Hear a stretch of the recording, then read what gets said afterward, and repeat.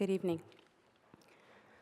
A 5-year-old boy, Quincy, sits in class, hand raised, eyes wide, eager to answer. But his teacher doesn't call on him, not out of malice, but because of something quieter. Destructive stereotypes about Black intellect have echoed for centuries, from blackface caricatures in early media to today's attacks on DEI. These aren't just harmful ideas. They shape policy and lives. Several years ago, in a course on the achievement gap, I encountered research that I still think about today. A group of equally prepared Black and white students took a test, but when told the test measures intelligence, Black students underperform, not from lack of ability, but from the pressure and weight of a stereotype. When the test is described differently, the performance gap disappeared. This is called stereotype threat. It's subtle, powerful, and deeply damaging. And it doesn't stop at testing. Stereotypes shape teacher expectations.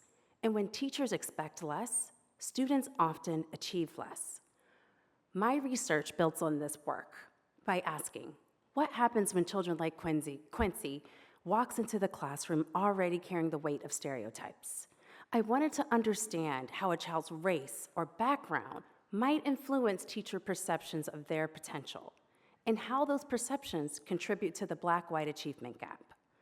I analyzed the national data set of over 18,000 kindergartners and created 2 measures: academic risk, the challenges some children face from the start, like growing up in poverty; teacher bias, when teachers underestimate student ability.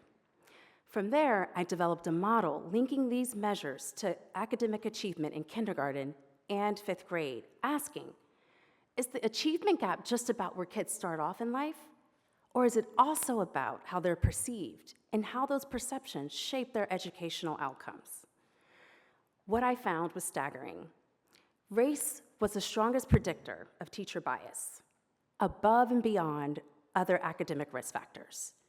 And when students face bias, their achievement declines steeply over time. Let's go back to Quincy. He started kindergarten, achieving well beyond his peers. But from very early, his teacher saw less potential. She gave him easier work, called on him less, expected less. Year over year, this pattern continued. By 5th grade, Quincy had fallen behind his high-achieving peers. That's the cost of bias. It can derail future success. So what drives the academic achievement gap? It's not race itself. Race is a proxy for a population most affected by structural inequality. My research highlights family wealth and structure as key academic risk factors. But let's be honest, these patterns they don't exist by chance. They're a legacy of discriminatory policies in education, housing, and the criminal justice system.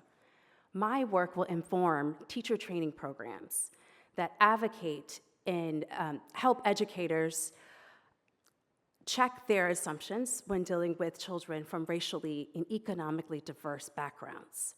Because kids like Quincy don't need us to lower the bar.